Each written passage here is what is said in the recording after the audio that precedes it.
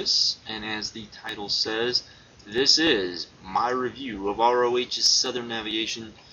Southern Navigation part being the fact that ROH was going to Virginia for the first time, and they were bringing a lot of the Noah guys with them, or some of the Noah guys with them. Particularly, they were going to be in the main event. So it's a take off of the Noah stuff, because Noah always does navigation with all of their shows, with all their tours. And of course, this was the show before the big show, which would happen at the Hammerstein Ballroom. And this show has gotten a lot of talk, and I will say this, for a first time going to a place, they did a very good job, I thought. So I'll just say that right now. Opening match was Chris Hero versus Pelle Primeau. This was okay. This was definitely just an okay match. I thought it didn't really go long enough for it to be anything better than just okay. I'd give it 2.25 stars. A lot of the entertainment factor definitely came with Larry Sweeney. This was just giving Larry Sweeney a lot of just face time, which is always good. And you know, he is so much bigger, a lot of ways, so much bigger of a personality than Ring of Honor, that it's very sad that you know, TNA and WWE don't use managers, because he is such a throwback to, you know, you always hear that comparison to him and Bobby the Brain Heenan, but really it's there. I mean, it is just amazing how good he is as a guy that can just get other people over, and that whole aspect. It's pretty just wow. Like I said, you know, just kind of your average match, 2.25 stars. Nothing spectacular. Your basic opening ROH opener. Which I must say, I do think that ROH does need to start, you know, doing more of the basic formula of wrestling and getting the hot opener to get the fans into it. I know Ring of Honor doesn't want to get the fans out of the matches and wear them down, but I think that if you did that, I think it would make them more conscious of having, you know, shorter shows, which is something they want to do. This was one of their shorter shows, and just even though I like the way that Ring of Honor builds, where you have, you know, it just kind of builds to the main event, and the main event usually really delivers. But I would like to see them basically start giving better openers. Just me. Next we had Rhett Titus, Rex Sterling, Mitch Franklin, and Shane Denny versus Mitch Franklin and Shane Denny in a tag match. This was basically guys just getting out there, getting a chance to kind of show what they can do. It was good for what it was. 2 stars. You know, nothing you know, great or wonderful. Nothing you're gonna remember, but for what it was alright. Next we had 4-corner survival non-title match with Nigel McGuinness versus Brent Albright versus Claudio Castagnoli versus Damian Wayne. Damian Wayne, a local guy. If you follow people that know the NWA, pretty well know who Damian Wayne is. He's one of their more sought after or better looked at talents, though he didn't have a good showing here. I think he may have been a little nervous, but that said, this I hate when ROH does these, where they do these 4-corner matches. They throw in the champion into these as a non-title match. This to me is moronic. I'd much rather see somebody in Nigel's spot, and then Nigel just kind of being like he was at Breakout, or not Breakout, the last pay-per-view. Can't even think of the name of the last pay-per-view. Where you had him just go out there and talking about the guys instead of, because I think that would get him over more, at least with the viewing audience, not with the live audience, but with the viewing audience, because he did very good at that with Tyler Black winning. I think it would be better than him actually in the match. I just don't think it works, particularly since if they had a TV show, this would work, because then you could do the Claudio versus Nigel thing, and it would lead towards, you know, the big title match that was the next day. But if you're not going to do that, then you don't have that, then I think this is a little moronic, and I've never understood why they do this. But it was a good match. A good 3-star match, like I said. Damian Wayne was just kind of there. I would say that he didn't do very well at the start. He botched a couple of things, but he got his wits about him, was able to kind of show a good, uh, show what he could do. I think he was just a little nervous. This was definitely the biggest stage I would say he's probably ever wrestled on. So there you go. Then we had, the continuation of the Jimmy Jacobs Age of the Fall with Lacey and Austin Aries angle started. Austin Aries was to take on Erick Stevens. He didn't want to take on Erick Stevens. He wanted to get his hands on Jimmy Jacobs. Erick Stevens came out, basically said, hey, I want to take you on, da da da da da. And it ended up being Austin Aries versus Erick Stevens. This actually, storyline-wise, worked very good because it showed that Austin Aries just wanted to kick the crap out of people to get to Jimmy Jacobs, even people that, weren't even part of this. So this worked very good in my opinion. As far as that goes, I thought the match, while it was short, was good. Everything about this match just worked. Another good 3-star match in my opinion. I was really digging this from just all the aspects of it, which led to more angles with Aries and Jimmy, which was nice to see as well. So, yeah, I like that. Next, we had a no DQ match for Jack Evans versus Necro Butcher. It was okay. Jack was being Jack and Necro was being Necro, and they do work very well together. But it was a little short. I'd like to see these guys maybe get 10-15 minutes just to see how crazy they could get. But for what it was okay. And at 2.5 stars. After that, we had a little thing with the Briscoe brothers where they were talking about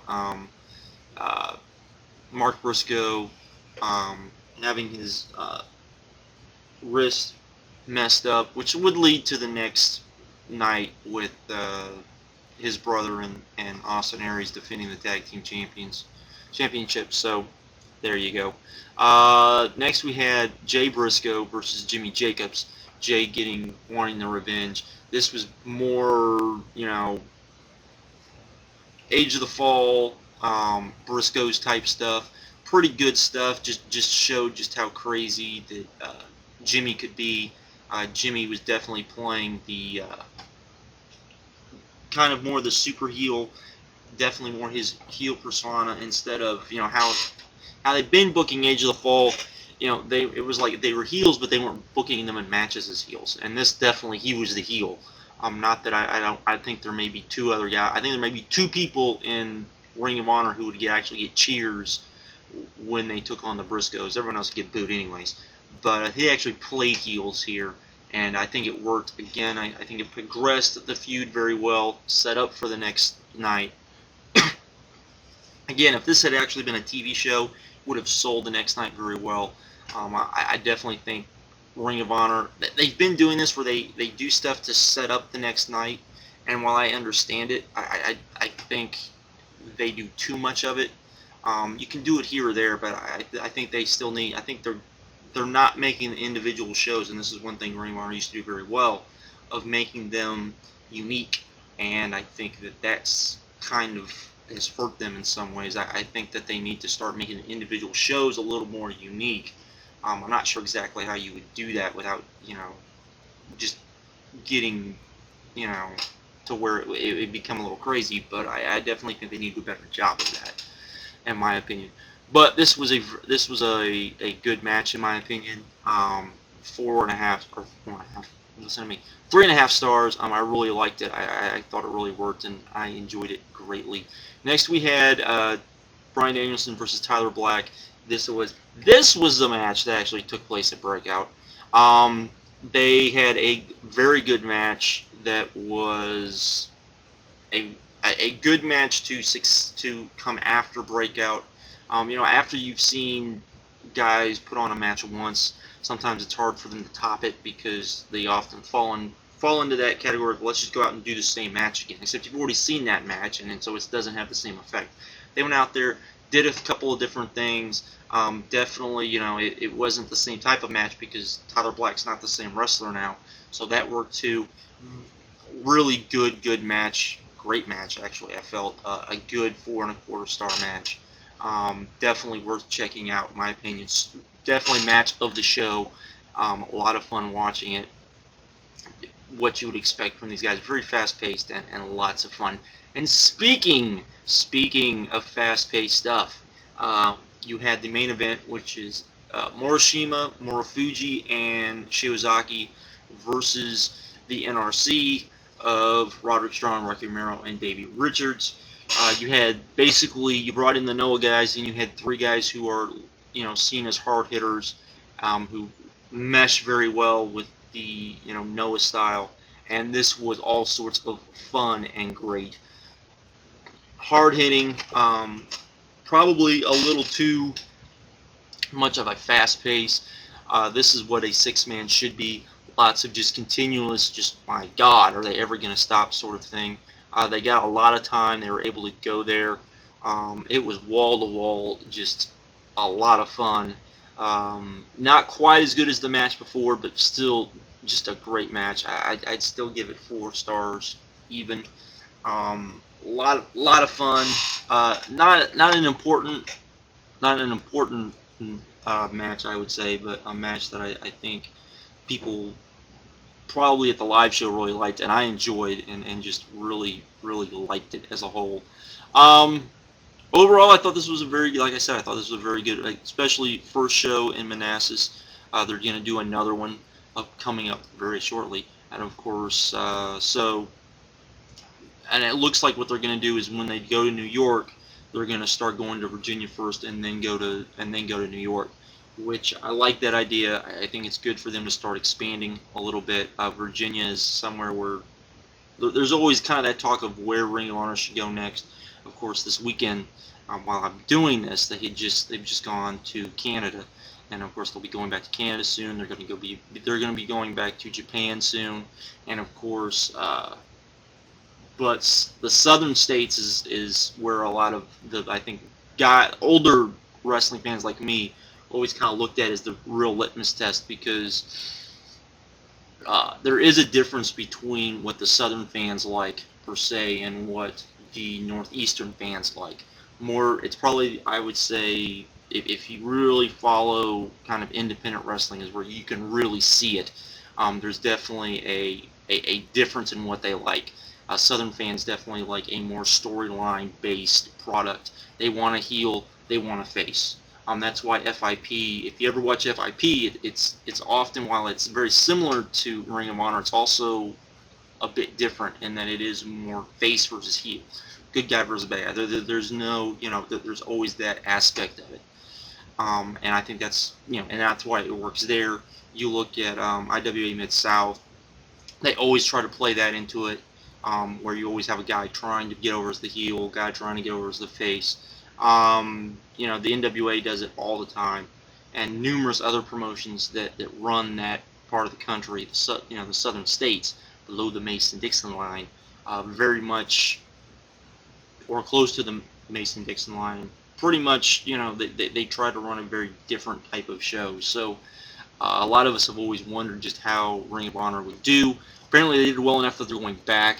They plan on, and apparently even those sales have been very well on that. So this looks like it was a pretty good success going there. A lot of people are going to say that's not, south enough, but I think it's a start. I definitely, I would hope that next year, and I'm going to say next year, they would probably get as far down as Charlotte, because I definitely think, you have a lot of people that definitely think that them playing Charlotte is one of those special places. That there are places, and I've said this before, I think there are towns that are important for you to play, because of what kind of psychologically, particularly to the diehard fans, or just more knowledgeable wrestling fans, what those places mean, and it does seem like a bigger event than maybe it actually is.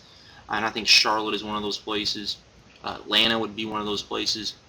I think when ROH was down for WrestleMania weekend, even though they were down in Florida, I think a lot of people were like, hey, they're going to be in Florida, that's a good thing. The fact that apparently I believe they're going back to Florida, which I think is another good little sign. I think they're going back to Florida, if I remember right. But anyways, that's neither here or there on the review. But very, very good show in my opinion. I would definitely give it an 8.5. I felt it was a lot of fun. And like I said, for the first time that they've ever been somewhere, because usually the first time they go somewhere, except for when they went to Japan. When they went to Japan, that was kind of crazy. But usually the first time they go somewhere, the crowds aren't, aren't great, but you usually have people that at least know who they are. And this was definitely a nice little surprise to see, and definitely a good show, and I definitely recommend everybody checking it out. Next review I'm going to do is, of course, a new level, which is the Hammer Signs Ballroom show, the much talked about, much debated about in some circles, Hammerstein Ballroom show. So that's it for this one. Have a good one. I'm out.